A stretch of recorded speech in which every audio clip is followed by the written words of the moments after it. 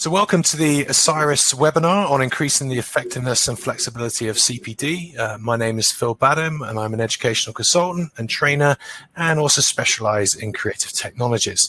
So this session is going to be looking at the climate of CPD at the moment, how that's been affected by recent events, and also about the ways in which new technology and new approaches are beginning to help schools to address the issue of professional development.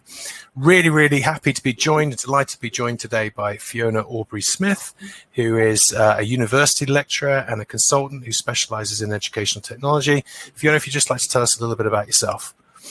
Yeah, so I'm a teacher by background and now working with university and also consultancy work, specializing in education technology strategies, focus on improving teaching and learning. Great, okay, so as I said, basically, we're going to be looking at increasing the effectiveness and flexibility of CPD and what professional development looks like in the new normal. So the way we're going to structure this webinar is to, first of all, talk a little bit about the climate and how the delivery and nature of CPD has changed. And then we're going to be thinking about what some of the most impactful forms of CPD are and what they've been, and some of the new routes perhaps through that.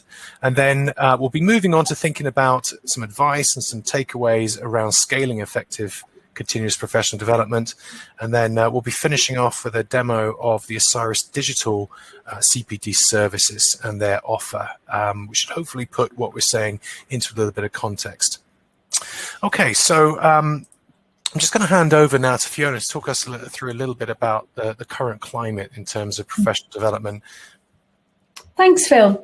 Well, we've been thinking about what CPD looks like in the current landscape and what's been happening amidst the current coronavirus restrictions.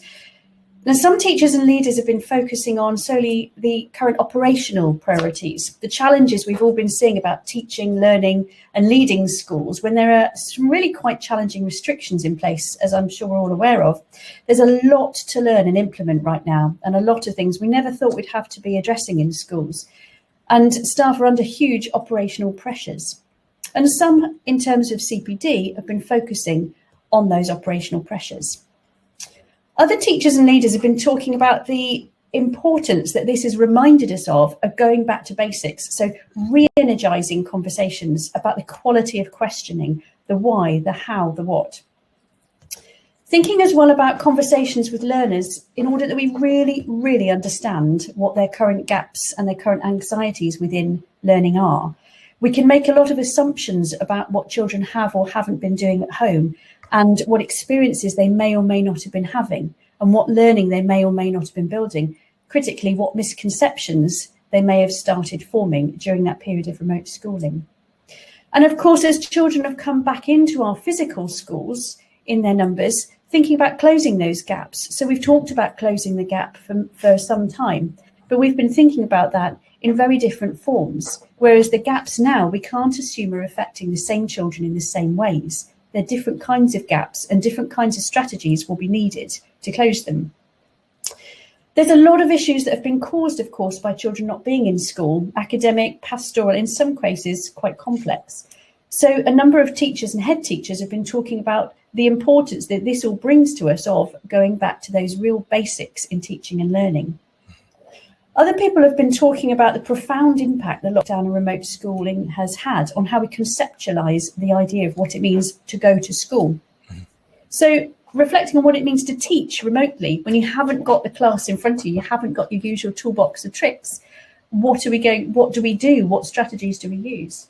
What it means to learn when children are sometimes on their own, when they're at a distance, when they're in different kinds of environments, using different kinds of resources and experience. What it means to learn when children are physically separated from peers and from those who can facilitate learning. And that's not just about the classroom teacher either.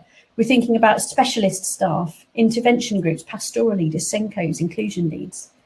So one of the key points in all this is what role technology can play in bridging those gaps. And they use the word bridging quite intentionally. Things like improving homeschool dialogue, using different types of digital tools at home and what that looks like between home and school. thinking about in the classroom, but importantly, thinking about outdoors. The whole notion of what a classroom means has changed quite dramatically. And of course, children joining together with other children and other adults that they and we might not necessarily have historically worked with. The idea of cigar to Mitra's granny cloud has really come into its own during this period of remote schooling, hasn't it, Phil? Mm-hmm. So some schools have been thinking very deeply about these kinds of transformational changes and the way in which we think about the classroom, building on those digital skills, Freudian slip, building on those digital skills of both children and staff, and building on independent skills, building on self-pacing skills. I want to share with you an interview that I had with a year 3 boy just prior to going back to school in September. And he was really quite concerned about the return to physical school. And the reason for this was, and I quote him, "The teacher stops me from learning." And we unpicked this a little bit. And he said, during that period of remote schooling, he said, "I've seen what I need to do for the day. I've looked at what that means for me, which things I'll find difficult and which things I feel I can do. I know where the resources are and how to access that. And I know where people are." And he didn't necessarily mean the teacher. So he meant peers. He meant other people he had in his networks. He meant family members, an older brother in his case. And he said the thing that was worrying him about going back to school was when he returned to the classroom, he would have to start and stop each of those activities when the teacher told him to. If he was feeling really energized and wanted to get on with his learning, he could do that through that period of remote schooling. In the classroom, it's a more stable pace that reflects the need of the bigger group. And I thought that was really interesting, his concept of the teacher stopping him from learning. So do you think that in some cases there's been the learners have come to a greater sense of what autonomy can mean to them as learners, or suddenly realizing that this is what the teachers have been asking them to do, and suddenly they have the means and the scenario to be able to put those into place?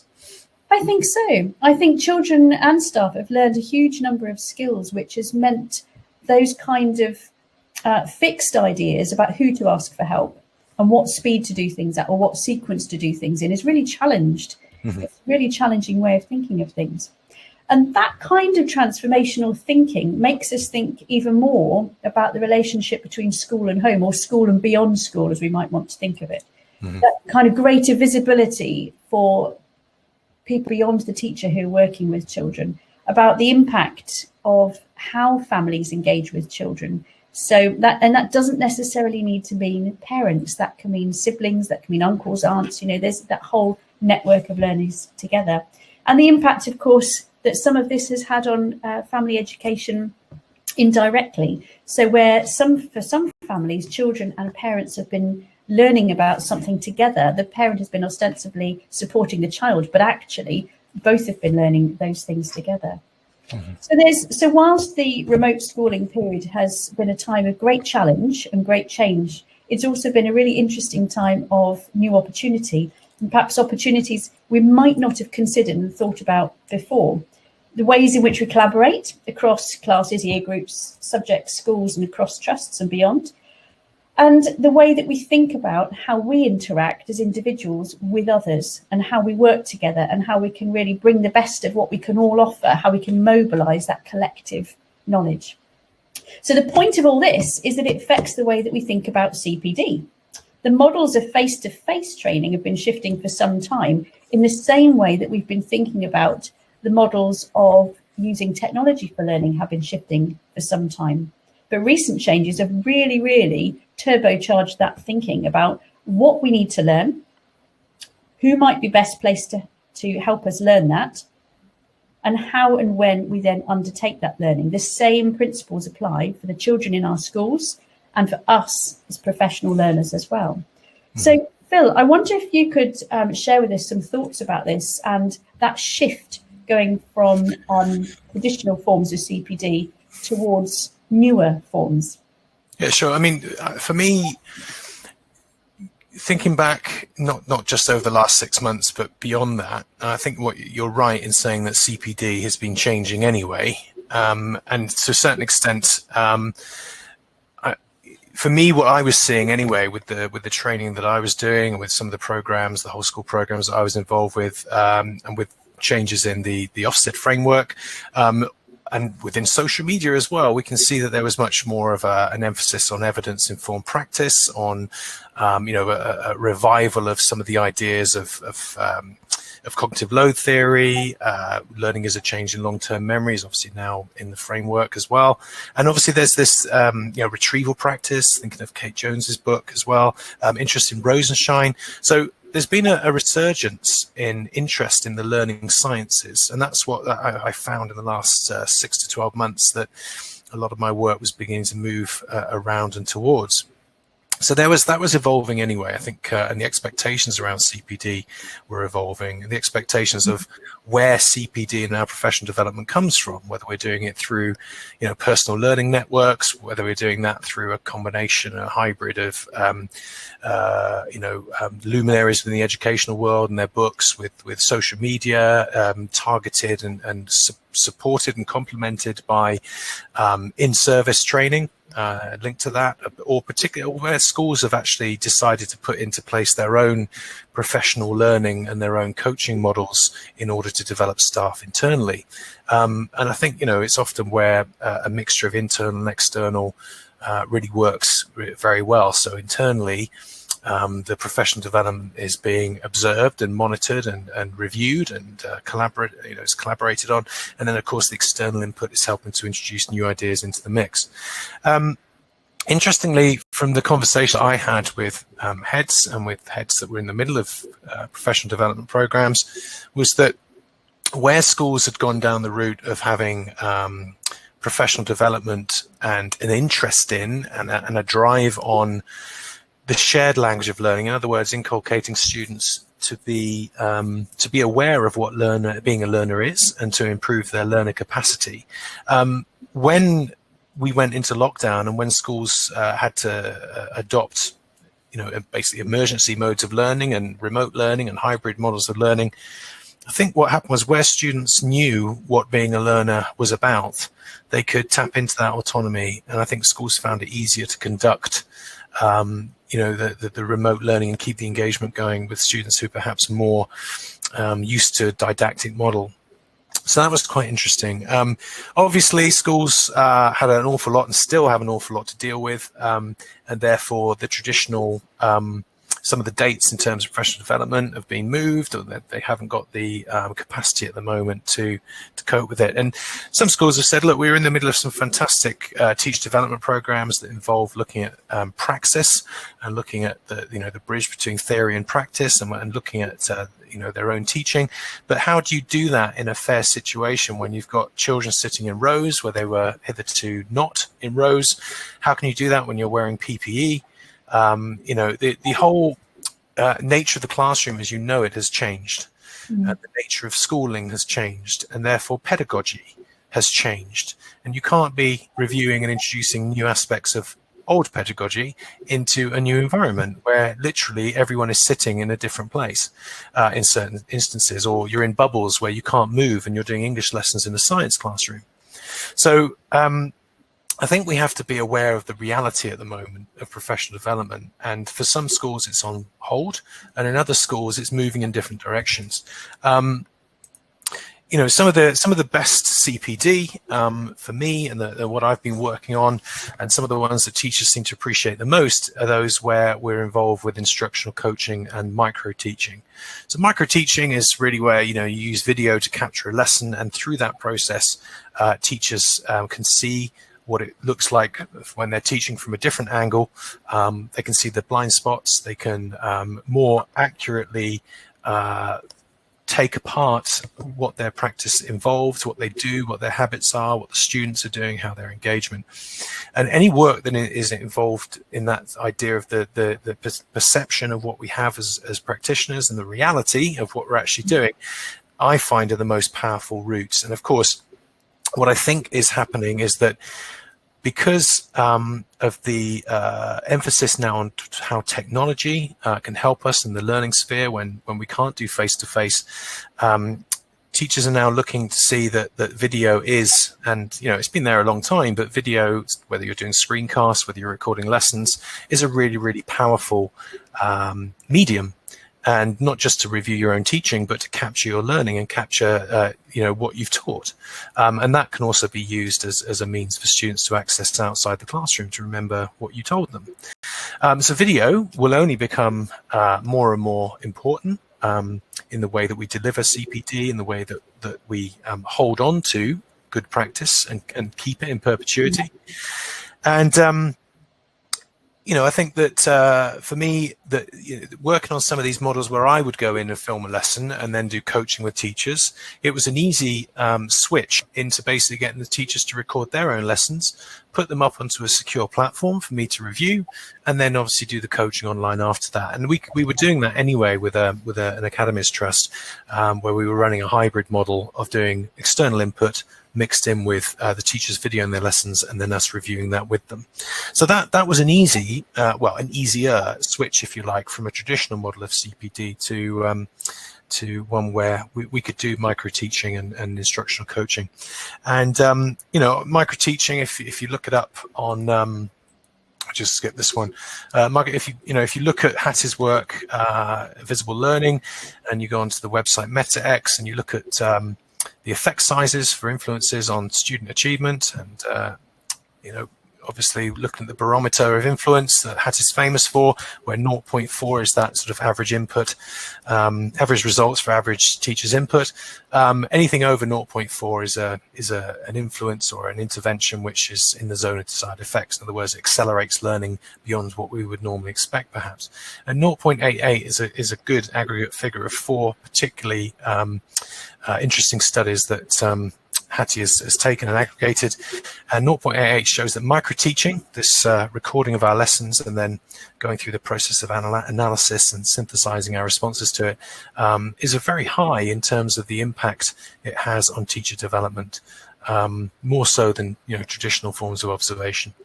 And can I ask you a question about that, Phil? You mentioned working with teachers and shifting from doing that face-to-face as coaching and that moving to do that online. What kind of differences did you find in terms of how the teachers approached that, or how the teachers were thinking about that when it shifted to a video recording?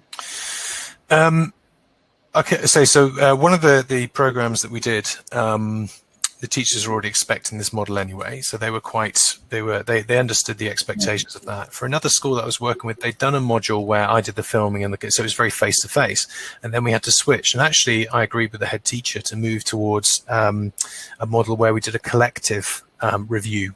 So I didn't actually see those videos that time, which was unusual for me, but the teachers had basically watched them back, and they had sort of then, using the structures and the questions that we have, then talked through their responses about their own lessons. And that was actually great, because what it did do is actually force us towards what we were aiming for anyway, which is that sort of autonomy of being able to analyze your own teaching, not needing an external expert to come in. So actually that was great, because it sort of moved us into a slightly different sphere, and I didn't know if they'd be ready for that, but they absolutely were. And actually we found that as a collective, they were really interested in finding out what other observations other people coming out with when they were watching their own lessons.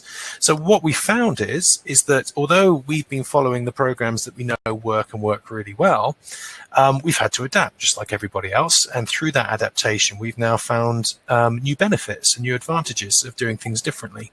So now having I'm actually thinking now that after I've done, even when we go back to a face-to-face model where I do individual instructional coaching with teachers, is that after that process is complete, I'll probably do a collective round robin session just to really pull together and synthesize what it is that those teachers discovered in those sessions. So for me, I've actually discovered new ways of working and new benefits to those ways of working and shifting.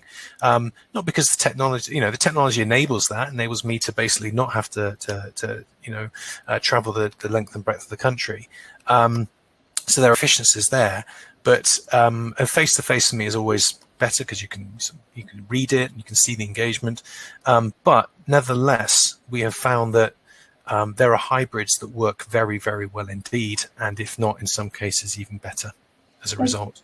It's really interesting that you picked up on that, or you mentioned that point about empowering teachers to support each other, and that was one of the benefits out there. Thanks, Phil. Yeah, definitely. So, and I think the other thing is as well for me that, and you talked about this, about the child there, about stopping, the learnings being stopped when they're in school almost, or being stop-start, is that once again, and I think this has been happening anyway with CPD, is that we keep returning to this idea of attribution. In other words, who is responsible for learning ultimately, the teacher or the learner? Now, of course, it's a bit of both, but generally, how does the learner perceive it? If the learner perceives the teacher as being the be-all and end-all, then when you do move into a remote learning situation, then students will perhaps struggle because they don't have the structure that's being provided. If they have been trained to be autonomous learners and to understand the learning process, and they see learning as being their responsibility ultimately, then they're more likely to be able to move to a new model quicker. And so I think a lot of professional development would do well to focus on how we build the shared language of learning amongst our students, so we all have a collective clarity about what that is and what it looks like. So, I mean, that for me is has been quite interesting. And I think one of the most interesting things is that, having worked in technology for the last 15 years in schools and seen sometimes quite ambivalent responses to it, what your take on that is about how, professional development might change in the light of perhaps new attitudes to technology. I don't know what because I know you've been doing a lot of work on this, Fiona, and around your PhD. Yes, very much so. And it's interesting, isn't it? Those researching in the field of teachers and technology used to talk about the idea of digital natives as if there was something different about younger generations. But thankfully, even Mark Prinsky, who coined that phrase, now argues we should be thinking about digital wisdom. And of course, it's understanding technology is something that we gather, we interpret, we use, we refine over time, just like any other form of learning. And a lot of the focus around technology has been around children's learning, student learning in classrooms, and the concepts that relate to that. But of course, exactly the same principles apply to professional learning, where we are the learners instead of the teachers. But for teachers, it is more than that. And you kind of alluded to this a moment ago, Phil, in terms of pedagogical views. So you talked about children being sort of moving from, or children being processors of information, and then you talked about being autonomous in their own learning. And I just want to pick up on that a little bit. So Professor Peter Twining undertook a substantial project called the NP3 project, and it looked at the ways in which technologies are used and what that might tell us about the underlying pedagogies. And one of the key findings is a brilliant research report. The link is on the slides. I highly recommend looking at it. One of the findings were that using technology magnifies, it amplifies existing pedagogical views held by the teacher using them. And in this mind, you kind of got to think about the teacher as a gatekeeper for technologies that both the teacher and the students are using. So again, there's a parallel there between teacher and learners being children and teachers as professional learners, and the similarities there.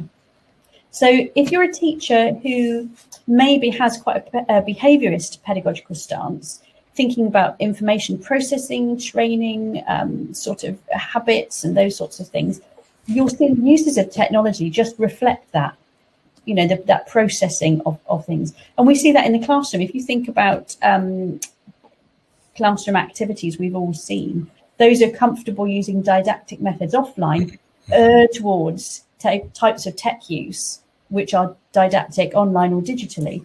Whereas those who kind of have a more holistic view, more socio-cultural views, thinking about challenging those boundaries of who, what, and when we learn, where a learner is more agentive in their experiences, then you see that again reflected in what technologies are used and how they're used. I think being freed from those physical symbols of time and place, just like we've recently experienced in remote schooling, can lend itself to opportunities to being freed conceptually from times and places and predefined groups. And a lot of that focus has been on what it means to children in the classroom. But of course, this applies equally to face-to-face learning. And you were talking about this a moment ago, Phil. So in the same way, we need to think about who and what and how we're organised within classrooms going forward. We really should be thinking about a disciplined and strategic approach to that from a CPD perspective for us as professional learners. And I just want to kind of pick up on one aspect of that. So those working with using technology in student teaching and learning in classrooms often use frameworks like TPAC and the self-review framework and SAMR and so on. And they're fantastic, but what they don't allow for is they're augmenting or redefining pedagogy, thinking about those upper levels of they're subjective, aren't they? What is augmenting or redefining to me is not necessarily the same as what's augmenting or redefining to somebody else. That's not to say either right or wrong. Absolutely not. Both can be right, but our views will reflect our underlying pedagogical stance. So the key thing is that perspective has got to be used to make a difference. Understanding our pedagogical stance, our thoughts and ideas about what it means to teach and to be a teacher, what it means to learn and to be a learner, what the role and purpose of education and the role of schooling is, and what our understanding of knowledge is, they're all factors that make up our individual pedagogical stance, and they will be unique to each of us. It's highly personal. Can I ask a quick question there? So, and I've always, one of the things that I found quite interesting was that when lockdown happened, and I thought, well, this might be quite interesting because obviously teachers were gravitating over towards, and leaders as well, gravitating towards technology as a means of providing that link with the students, and some were providing every lesson via Zoom, and some were sort of having a lighter touch where they were a little bit in the morning introducing a topic and then checking in later. So there's lots of diverse practice. Some of the questions that I started to get in as an educational technologist surprised me, because at the very beginning, and I was expecting to have questions around pedagogy surrounding technology, and I was a bit like, oh, this would be great. I could start talking about these things with a bit more urgency than in the past. But what I found was that most of the requests that were coming into me were largely about infrastructure, largely about how do I do X, largely functional and technical, and it made me start to think about the fact that do we, in some cases, and typically ICT initiatives have sometimes been a case of throw the device into a school and then hope it'll be picked up and used. And it's always that trade-off between the pedagogy that surrounds IT, using IT in classroom, and the functional training required to become au fait with it. Have you got any ideas about how that balance is addressed through professional development? Do we put as much into skills and functional digital literacy as we do into the pedagogy? What's your thoughts on that? That's a really great question, Phil. Really great question. So it's interesting, isn't it? I think for me, it all comes back to us understanding or having an idea of the pedagogical lens that we bring and how that affects what we see. So you could argue that we have a relationship with any aspect of ICT, whether it's Google Classroom or a smartphone, a tablet, before we've even touched it. Yeah. Because our experiences previously in terms of teaching and learning and schooling and education, knowledge and all these things, and our experiences of what ICT mean in the broadest sense. So I'm not thinking here about school, I'm thinking about when we're in the shops and we might use those bleepers to catch our shopping, or automated things. My 4-year-old thinks it's very odd that you have a till with a human being next to it rather than when you walk past a these things help us, or these things help determine a lens that we see ICT through, or we see technology through. So the reason that's important is because then all of that comes together and forms a relationship with the thing that we're being then introduced to. So if somebody's using Google Classroom in a period of remote schooling for the first time, they're bringing to that a lens that's formed about historical experiences that are partly about teaching and learning and partly about broader ideas from the wider world. And all of that comes together. So it really depends on that individual and where they're going and what they want to get to. And that needs quite a lot of unpicking. Right. The need might be a functional skill, or the need might be something that's about the development of some pedagogical ideas, but that's going to be on a very unique basis. And I think always starts with what is that teacher's view on teaching and learning, and how can they move forward with their ideas and concepts around teaching and learning. Sure. I don't know if I've answered your question or not. Yeah, I think you have. I mean, it does obviously come down to what the starting point of the school and its members is, really, doesn't it? It's and how to lay out what that journey looks like and where you want to get to. And where technology fits into it. It has been, whereas these things tend to sort of happen organically over time, albeit slowly, suddenly we're in a new world. And it's that, I'm quite interested in the convergence of the twain, if you like, to quote Hardy, between the traditional and the technological, which over time has been quite gradual, but now is smashed together because of the need for it has suddenly become much more urgent.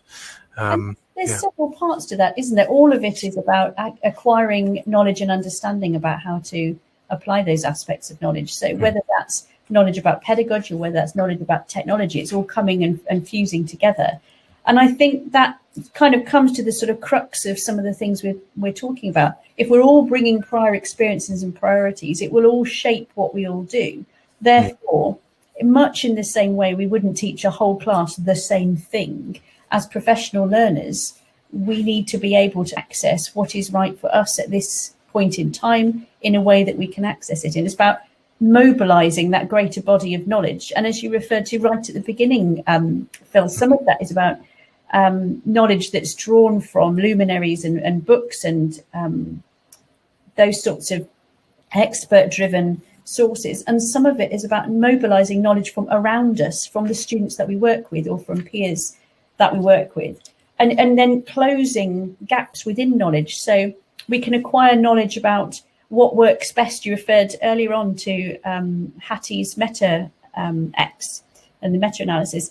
And when we know what works best, there is then a gap to close between what we're doing in our current practice and what evidence shows can work best. So it's all about mobilizing that knowledge for our own development, but mobilizing the knowledge in order to close gaps.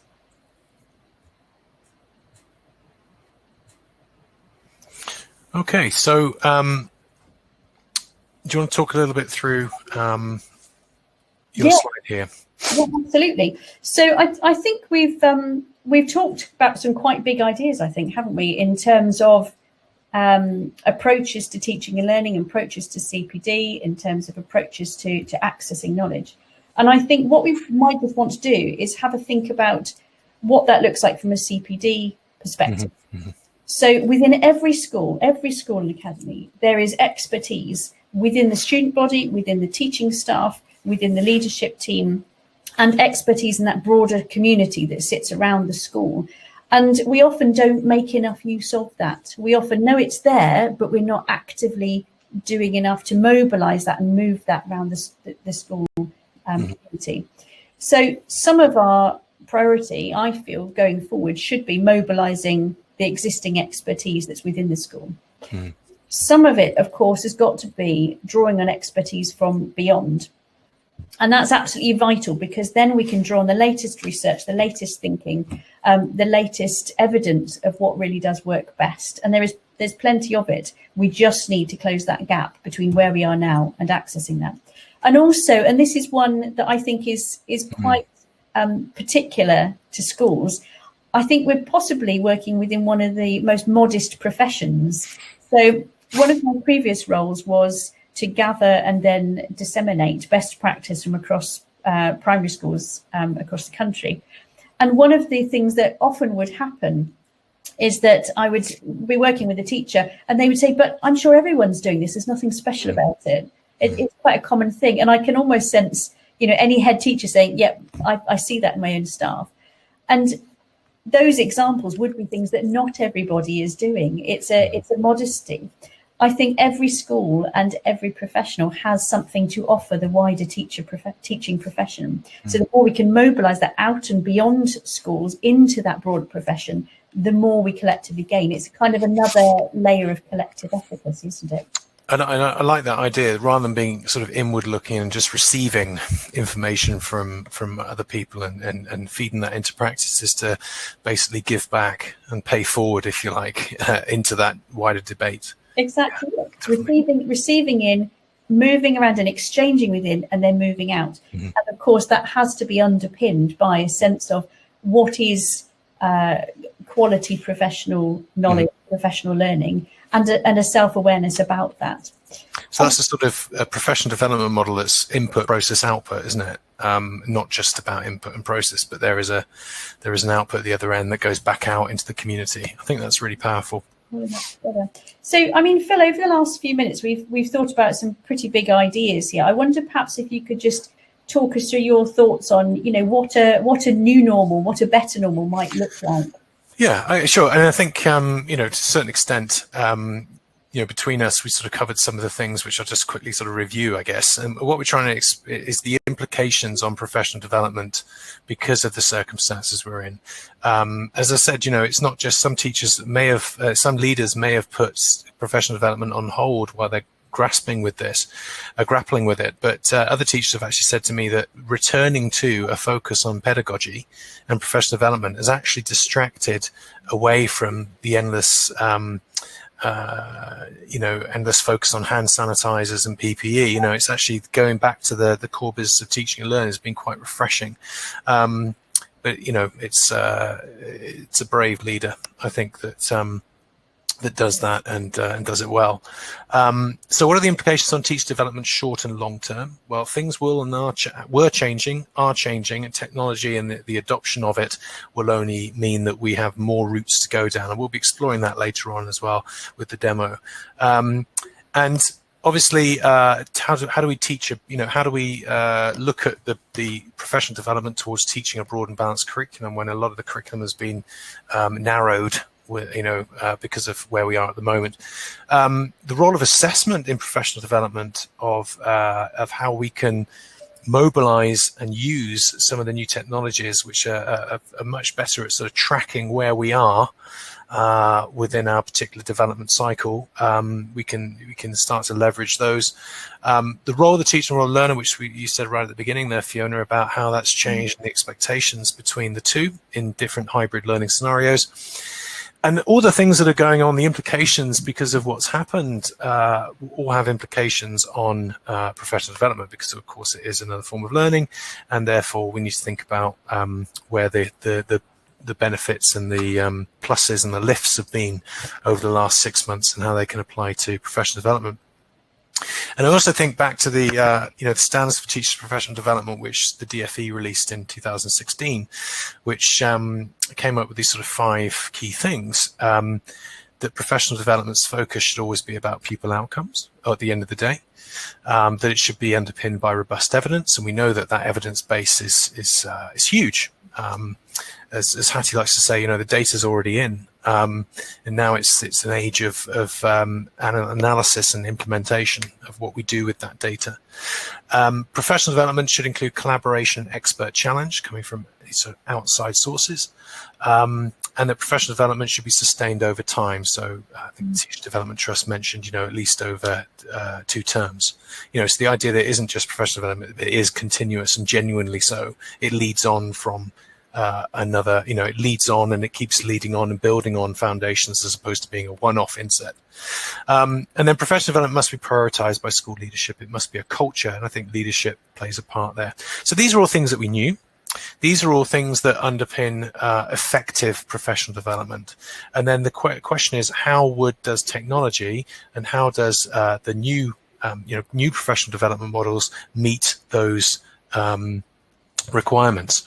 So, and I think one of the things that it does do, and certainly where we have services and platforms which offer and serve professional learning content to teachers, is that within those systems, do they allow us to be able to track and monitor our progress as well as the progress, for instance, of if you're a mentor and you're mentoring teachers, how do you track their progress through a particular sequence of learning or professional learning? How can a system should be able to know where you are, know where you're heading, and the action required to do so, and be able to handle that as well. So, for instance, we talk about instructional coaching. If video analysis is a huge part of your professional development within a school, do you have the technology to be able to have a repository for that video, to be able to review that video, and to be able to then comment on that video and keep it all in one place? And not just that, but be able to sort of review that and keep tabs on it. And rather than having that repository in one cloud storage drive and then having some content on YouTube, and where can you get that professional development all in one place? The schools have been using learning platforms for learning content for their students, but now we need and we have a service which will allow teachers to be able to conduct their professional learning in an online form, or have it as a complement to perhaps some of the face-to-face stuff that's going on. So it's always with this idea that, for me, technology never replaces anything. Technology often comes in it's like a big flashy car appearing next to your Robin Reliant, right? It looks great and there's a big hype around it, but actually in the end, it doesn't replace or overtake. What it does is it complements, it gives options, it adds another mode of transport, it adds another vehicle to the process, as opposed to completely replacing it. And that's the exciting thing, I think, about where professional development is going. We will have the ability to, as a school, to be able to do our own internal professional development with things like, video repositories and analysis and looking at that. And then we'll also be able to pull in external content from external providers, have webinars like this one where people talk about their ideas and we receive new input. So this is where technology has always been very effective and where distance learning has always been very good, but now we're seeing it in the educational sphere, and we're now seeing it as being able to serve professional learning particularly well. Sorry, Fiona. Well, I just wanted to pick up on a really great point that you made there, Phil, because there's something about technology that can add capacity to the time that we have when we're in school, isn't it? So, for example, if I was a teacher in one class and I wanted to see how another teacher teaching parallel to me taught the same thing, historically there'd be huge implications to that, to be timetabled not to be teaching, which might need supply cover or someone doing that, the time taken in the other class, and then, of course, the dynamics of that affect, if you're a teacher observing, you affect the dynamics of the classroom that you are observing. It's very hard not to engage with the students when you're the second teacher in there. Whereas the very simple idea of a teacher videoing a lesson, and you don't need, expensive video cameras and tripods and all that, a phone, a tablet, a laptop, whatever, it is so simple to do and makes something possible that historically was much more of a challenge. Absolutely, and it is incredibly effective. All the teachers that I've ever done this with have really appreciated it and felt that it was hugely impactful. It's moving again still. I mean, videoing is very much easier. We can even live stream now. There are services out there and applications and products that allow 360-degree video. I have a 360-degree video camera, which is fantastic, directional mics and everything else. And there are platforms that do the videoing, push it onto its own bespoke application, and then allow review through that secure system. So it is evolving, and the ability of what I'm expecting is that eventually the video technology will be specifically for that specific purpose of, let's say, watching a lesson. We'll be able to particularly track and notice and be able to pick out particular behaviors and patterns. And this is all technology. It's already out there. It just needs to be applied into the educational sphere and used. But it's very, very powerful. So for me, any professional development platform which is going to include the benefits of technology is going to include the benefits of having the means to receive learning content online. Needs to follow these sorts of things. So the first thing I'd point here is that technical barriers have always been an issue in schools where they're trying to drive technology. There's always some sort of infrastructure issue, or Wi-Fi typically in the past has been bad, or bandwidth hasn't been particularly good. But I think my feeling is that, and it will only become more urgent to make sure that these are up to speed, is that it's getting better. the technical barriers are coming down. The products and the integration between products is getting better. Some of the old issues that we used to have are getting better. Schools are better equipped. It's not completely foolproof, but it is, I feel, getting better, and that's great. There should be an acknowledgement for me that not everyone wants to sit down and learn purely through video, or they don't want to log into their computer and just watch a rather impersonal video. Asynchronous learning can be isolating. We need to acknowledge that. We need to be aware that that's not everyone's preferred route.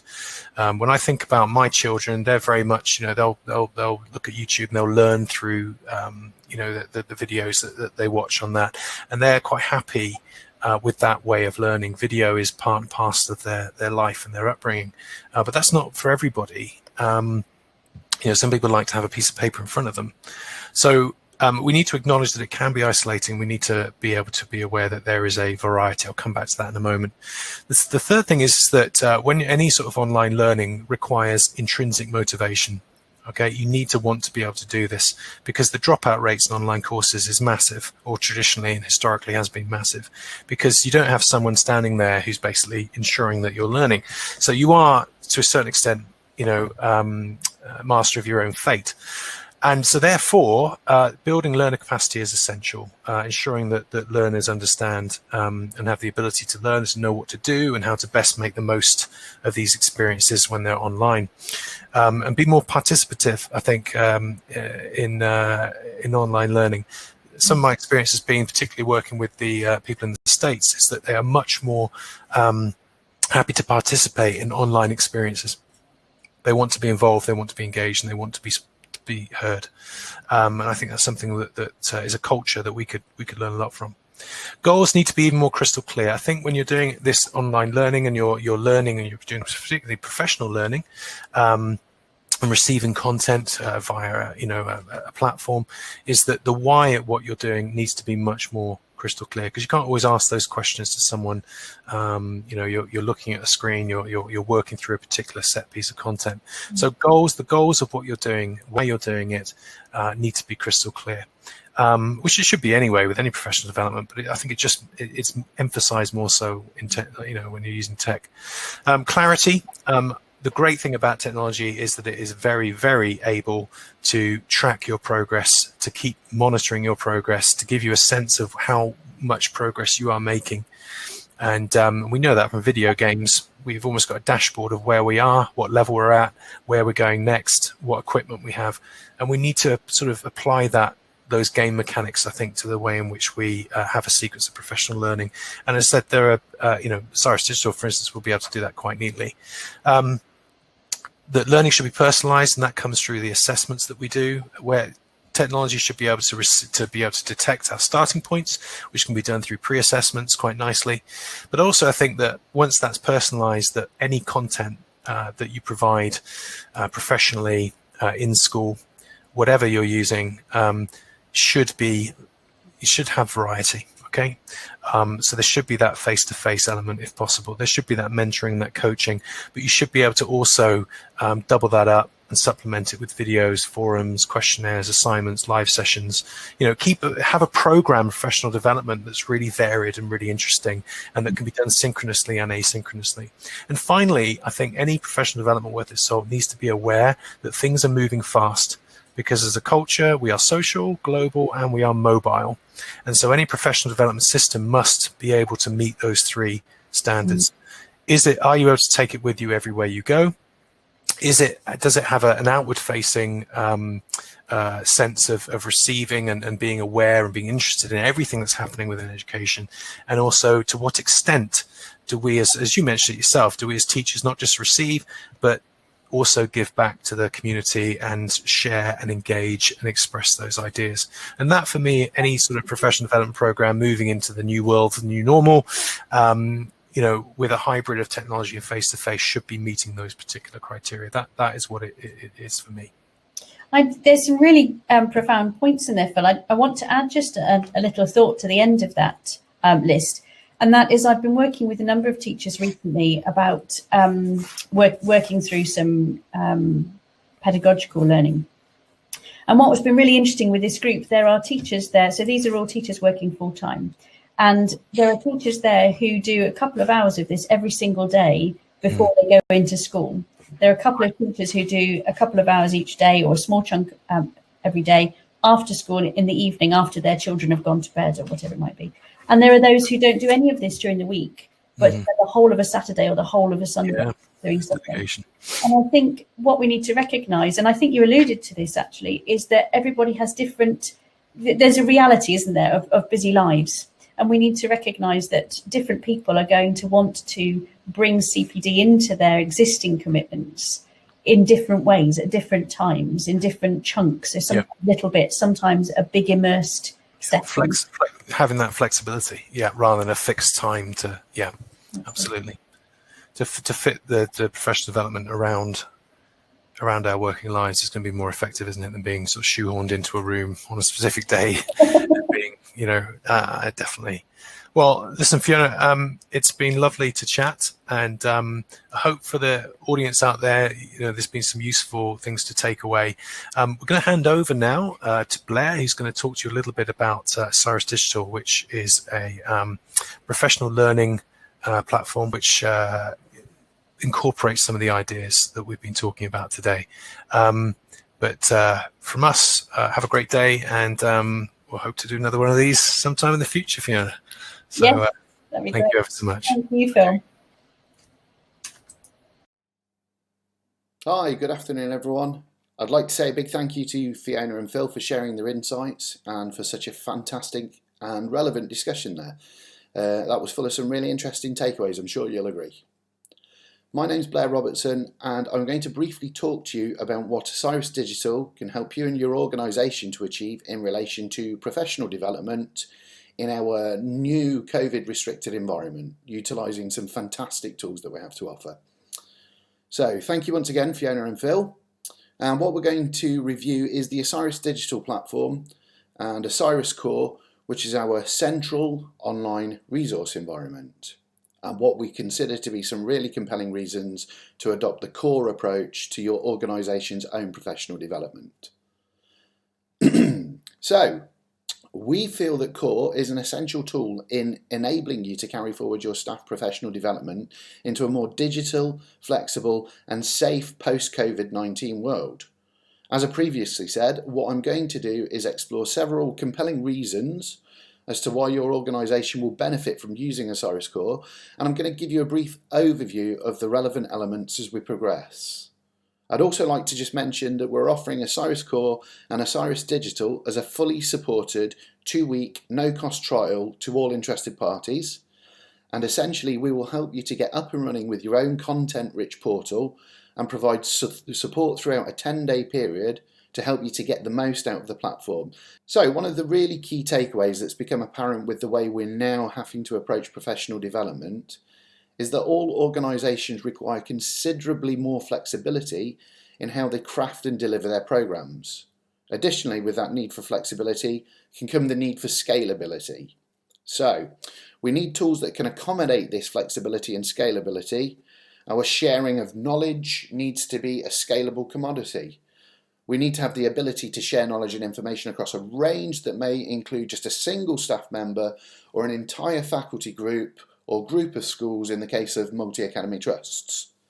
And when I reference flexibility and scalability, what I mean is that you need the versatility within a tool to reach a specific audience, to be able to tailor your message for that audience, but also to be able to structure individual learning pathways so that all members of staff can have their professional development journey accommodated and catered for. So with Core, you can do just that. We can scale from 1 school to 2 schools to a multi-academy trust and to all staff members within an organisation. And when I say all staff members, literally the premise is unlimited. For example, if you wanted to host materials or a course on your Cyrus Core portal that was targeted and focused at your non-teaching members of staff, you could do. Alternatively, or additionally, you can capture and share best practice knowledge and information and share that amongst your faculty members.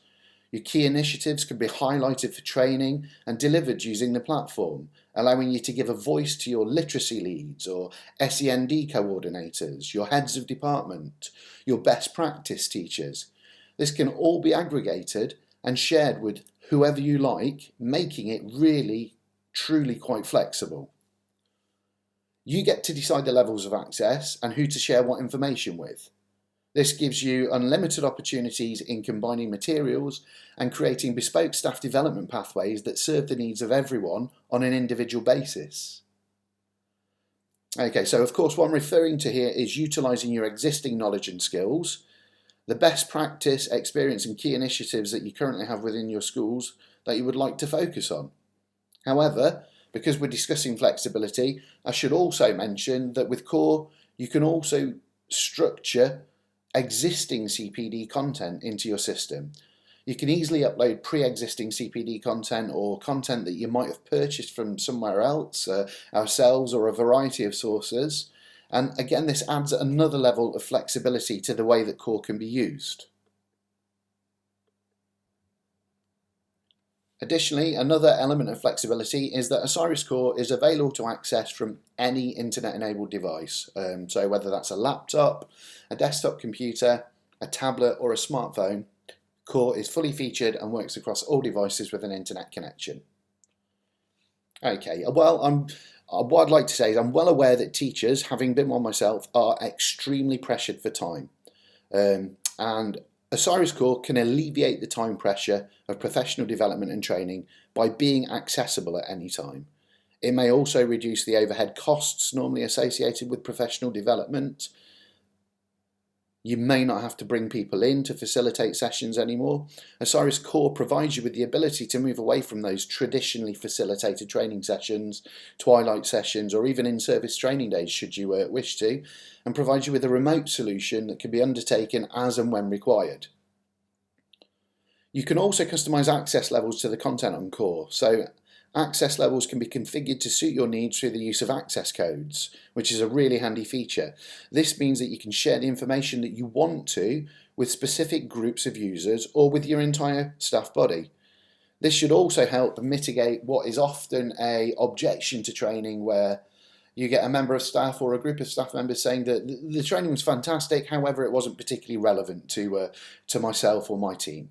So through the use of access codes, you can tailor information into individual pathways and link this intrinsically with staff development and appraisals should you wish to. Bespoke pathways can also be created on a more granular level through the use of learning schedules, which is a really handy feature. This feature allows you to select individual modules or units and aggregate them together and organise it into a timed schedule for an individual member of staff or a group of staff. It's a really useful way of prioritising certain information or for creating a culture of continuous development within your organisation by setting a schedule and the expectation that your staff members will work through that schedule, keeping to it. So another key feature of Core is your ability to rapidly develop learning materials. So within a few short minutes, you can take a piece of information, such as a document or an existing presentation, a video you may have, an article, a soundbite, a recording. You can take anything like that and turn it into hosted learning content through the use of Core's tools. This means that learning in Core is rapid and adaptable by combining user-generated content and different tools for analysis, reflection and assessment. With all of this, Core offers an intuitive and simple solution. We've purposefully designed Core to be user-friendly to all skill levels. We don't want you to have to spend your time and energy learning a complex and confusing IT system. We want to empower you to create or access training materials within a few simple clicks and then spend the rest of your time focused on your professional development. Core stores all of your CPD in one place for really convenient and easy access. It supports individual pathways, as I've said, core qualifications and collective development. You essentially will get equity for everyone within your staff group. Your staff are able to monitor their own development and you can watch this all unfold in front of you. We don't believe ourselves in the need for complex or disparate systems when a single solution can provide you with everything you need. Additionally, core could also help you to reduce the amount of time and energy that you take in organising training for staff development. All sessions can be hosted on the core platform and made accessible to your staff. So realistically, as I've said previously, you could reduce the number of twilight sessions or in-service training days where staff are required to attend in person. And I think that idea of disaggregating that training time is quite a powerful sell to staff. So hopefully by now you're starting to see a picture forming of just how powerful core could be and can be when it's used for training and professional development. Also within core there are unique assessment tools which enable you to gather baseline, perception and outcome analysis and measure the impact of CPD and development initiatives within your organisation, which hopefully in turn will further inform development and propel you closer to a continuous cycle of improvement. You'll be able to see hopefully tangible benefits in real time from using the system. And just finally, one little point I want to mention before I discuss some of the ways that our early adopter schools have been using core. I'd like to mention that core is extremely cost effective. I've already described briefly how intuitive and fully featured it is. However, it may surprise you to learn that the system is available for as little as £25 per staff member a year. So for any ex-maths teachers in the audience, I'm sure you can see that that represents a substantial saving on the usual investment required for professional staff development. Okay, so I'm going to move on now and we're going to have a look very briefly at how some of our schools that have become early adopters of the Osiris Core platform are actually using core.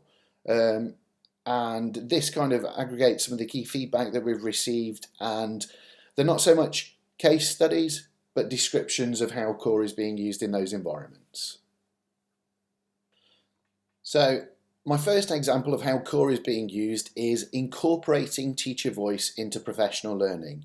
And as we know, some of the most powerful CPD comes from participation and reflection.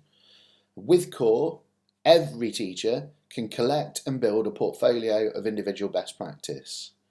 Their commentaries and collaboration provide a rich profile that demonstrates performance and informs their appraisal.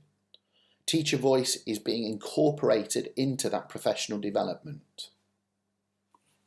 Another use, and this one is particularly interesting, having struggled with this previously in schools myself, is the onboarding of new members of staff.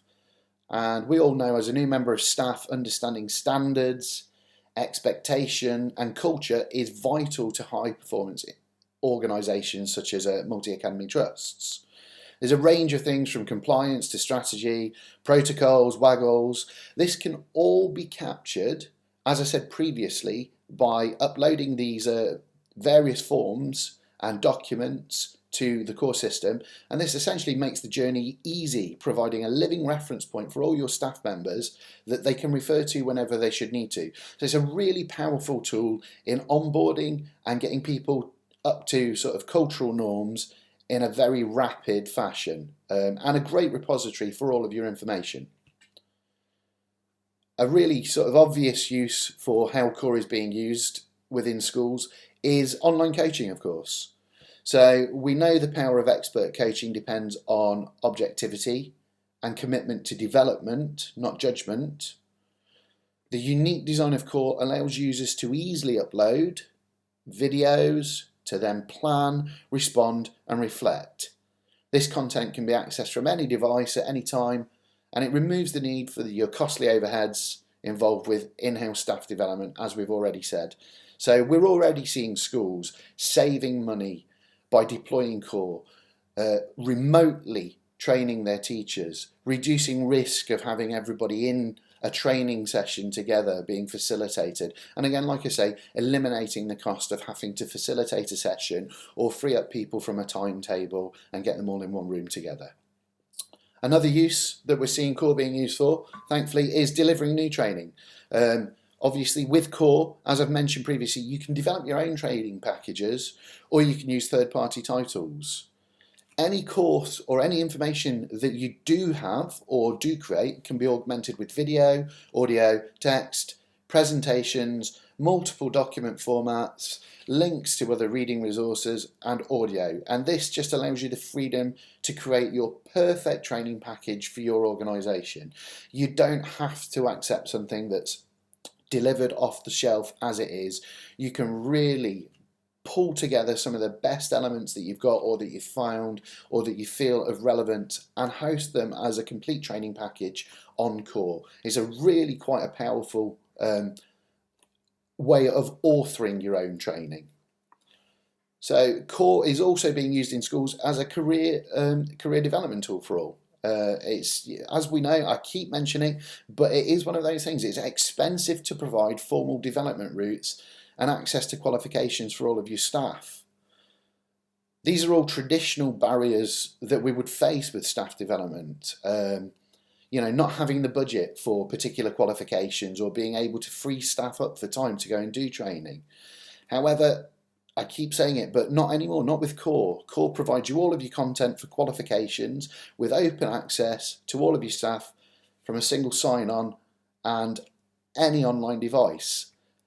Core can also be preloaded with CPD content from ourselves and any other point, and we have a host of materials that cover qualified teacher, higher level teaching assistant, diploma in education and training, the special education needs coordinator role, internal quality assurance, vocational assessment and achievement. We have compliance, we have best practice, behaviour management. We have a whole host of pre-written materials that sit on the Osiris Core platform that you can already access, that have reflective assessments built into them. And like I say, one of the really key sales for me is the fact that you can augment all of this information yourself. So again, we're seeing the use of the monitoring tools within schools being used. So our inbuilt tools and reports show users exactly where their staff are on their career journey. You can use our tools to see which users have accessed, what, for how long, and then you can capture their reflections and their improved knowledge. As I've previously mentioned, the schedule function allows for support and coach scheduling. Leaders can see engagement, completion, and impact as it happens, all with real-time data. You'll know where all of your staff are in their professional journey by looking at this data, and how much things are improving, hopefully. You'll also be able to highlight if anybody isn't accessing, but hopefully what you'll see is a steady progression of who is accessing, who's recording information, who's building their portfolios of best practice, what the exchange is between staff members on the dialogue boards. You'll be able to glean a lot of information from the tools that we provide you for monitoring. And finally, I guess we're seeing that Core is being used for, and this is a unique one, sharing and selling your own generated content. So we do have some really good best practice going on within our schools, and there are outstanding individuals in just about every single organisation that we really wish we could give the spotlight to. Now with Core you can do that. You can capture an income stream by monetising your own content and courses that you've developed, your own best practice. The platform allows you to go to market with CPD that you've created, and with our help, with a global marketplace like we have, this could be anywhere in the world for you. So we can support the creation of animation, of learning materials, and we can help to enhance your educational brand. We can also provide translation. So as I said before, globally, the world becomes your marketplace. And I guess this is really being used, we're seeing in research schools and centres of excellence, training hubs and TSAs. So it's quite a unique feature, being able to take your best practice and then share it with the rest of the world, monetize it should you wish to, but the ability to share it and capture it is one of the most powerful things that Core provides. So thank you for taking the time to listen to me, and I hope you'll agree that there are some compelling reasons and some compelling uses of Osiris Core within that. Please do arrange to have a cost-free trial for 2 weeks of Core. We will help put Core into your organisation with the Osiris digital content, but we will onboard you with Core and support you through the process so that you get the most out of using Core. And hopefully you will see the benefits after you've used Core. Hopefully you see the benefits now, but hopefully you'll see the bigger benefits after you've used Core, and how that can become an integral part of your professional development plan for the future. Thank you very much for your time.